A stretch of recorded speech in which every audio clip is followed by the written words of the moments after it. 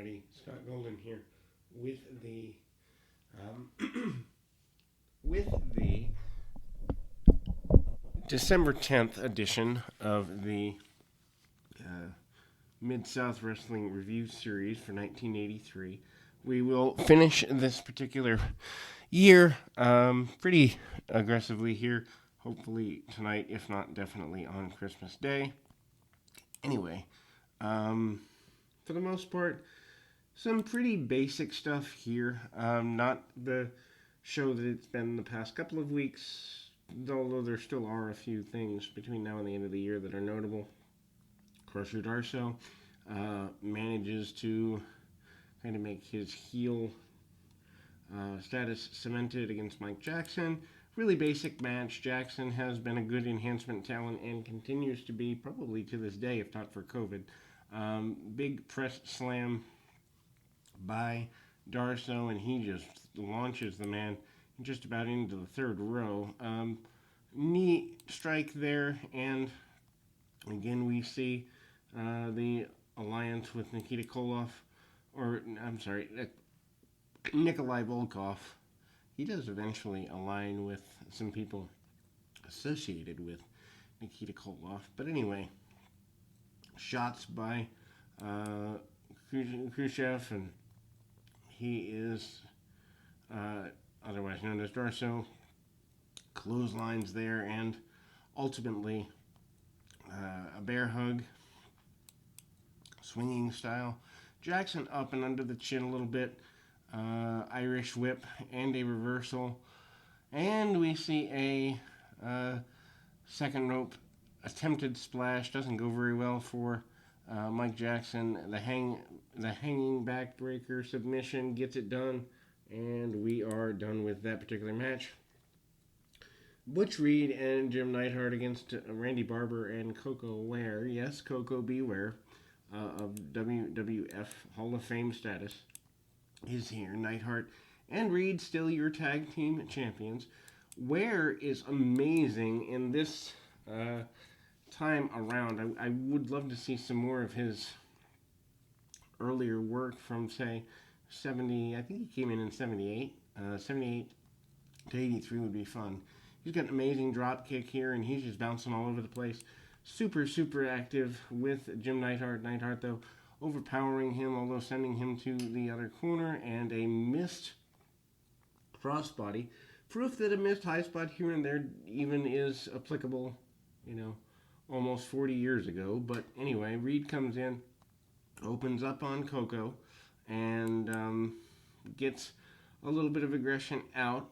My first knowledge of Coco, I think, is Memphis area. Anyway, tag off, and some shots by Butch Reed to the opponent, and a short knee. Reed, of course, current tag team champion, former North American champion. Big hanging power slam by Neidhart, who admittedly, even though he's not one of my favorite guys, showing a lot of power here. Press slam by Reed pretty aggressively there. Tag off, and again Reed comes in, kind of doing a little bit of a dance. Coco not getting everything he wants, but gets the victory for the Reed and Neidhart team eventually. Leaping Lanny Poffo against Jeff Sword. Poffo has not turned yet, although does within the next couple of weeks. How that actually happens is kind of, I don't know, suspect to say the very least. This is one of the few times that I can think of thus far in the last couple of years of Mid-South that things don't make a lot of sense as it relates to Poffo, although he's not here terribly much longer, maybe at most another 6 months maximum. But anyway, Poffo with some leapfrogs rolls over into a half grab, and then manages to trip out on the opponent and trying to crank down his Sword. Sword is an enhancement talent who doesn't really have a lot of, I guess you'd say, authority. Roll back by good old Poffo, and he tries to get the 3/4 roll. Sword makes it to the ropes and kind of breaks things off.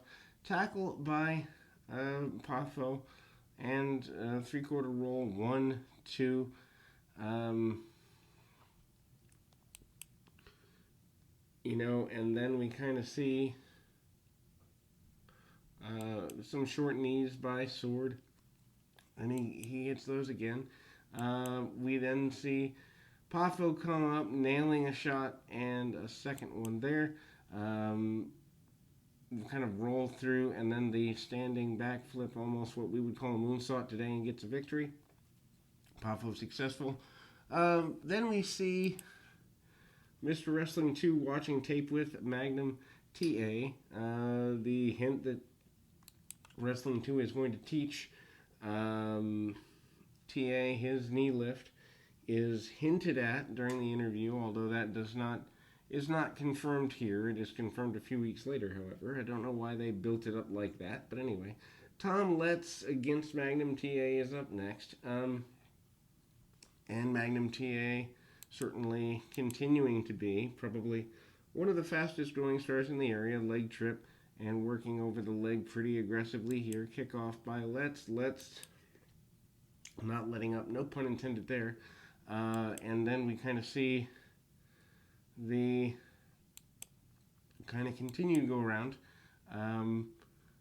We see Magnum TA kind of hooking around, and then we see a arm bar there by Magnum TA, and he's holding on. Let's looks pretty good, and I don't quite know why they're not protecting him a little bit further, since he seems either new to the sport or at least new to Mid-South. Looks like a guy who could be used for something more, and being put in this role doesn't make sense. He does sell very well as far as forearms and strikes go, and good facials as well. TA waits for his man to get up, continues to be the powerhouse that doesn't overdo it, leapfrog, and back to the belly-to-belly suplex, gets the victory there. Hasn't quite mastered the move to where he has a snap on it that he eventually would get, but it's coming along quite nicely. JYD confronts Crusher Khrushchev, and they have issues in words. Obviously, JYD feels betrayed. Khrushchev basically saying there is absolutely no reason to be loyal to anyone with American ties, including but not limited to JYD, and JYD basically says he was embarrassed, frustrated, and somewhat saddened by what happened, although he doesn't say it quite like that, but that's the basic undertone. We take a interview look with, or video package look at Dr. Death Steve Williams at the Oklahoma University. They talk about him being a football player there, talk about him formerly playing for the U.S. FL and needing to choose between a career in recycling management or something, some sort of management career, or professional football or professional wrestling. They show highlights of him training both in the wrestling room and on the football field, really hyping him up as kind of the next big star in the area. I would assume that he's made the decision to choose wrestling already at the point where the video is shot. It would be risky to shoot a video and then not have him do it, but anyway. Iceman King Parsons against Doug Vines is up next, and as would be expected, this is a basic squash match. I think Parsons hangs around for a little while, although I'm not into 84 yet. I'm hoping to watch some of 84 actually on Christmas Day and kind of go forward there. This is my first foray into Mid-South 84, and people have told me 84 and 85 are the best years, so looking forward to that. Anyway, some quick attempted go-behinds and arm drags by Parsons, and some, basic stuff. Vines goes with the arm bar and the like, doesn't get exactly everything he wants, but gets enough to get things going in the direction he likes. And again, some go-behinds. We once again see the butt from good old King Parsons. He gets a victory.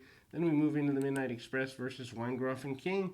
Midnight Express, of course, beautiful Bobby and Loverboy Dennis. Jim Cornette does the ring introductions as becomes customary throughout the career of the Midnight Express. Midnight Express, probably my favorite think my favorite tag team of all time, Brainbusters. And so Tully and Arn, Midnight Express, a very close second. And I would assume that could shift on the day, but certainly, I would say I've got 3 tag teams that I really, really like. And that is the Rockers, the Brainbusters, and the Midnight Express. So the idea of any of those teams makes me truly, truly happy. Anyway, the Midnight Express continues to kind of keep going here, and keep in mind the Rock and Roll Express have not shown up yet. That feud dominates most of '84, so that's kind of a cool thing to look forward to, among other things, I'm sure. Bobby Eaton takes an arm drag, and Bobby Eaton just so simply does a lot of selling. Dennis Condrey is a guy that I don't know that I've seen enough of to really have an opinion on. I am partial to the Stan and Bobby edition of the Midnight Express. They do the back suplex crusher, 1, 2, 3 gets the win, and the Midnight Express victorious. We'll be back with more right after this.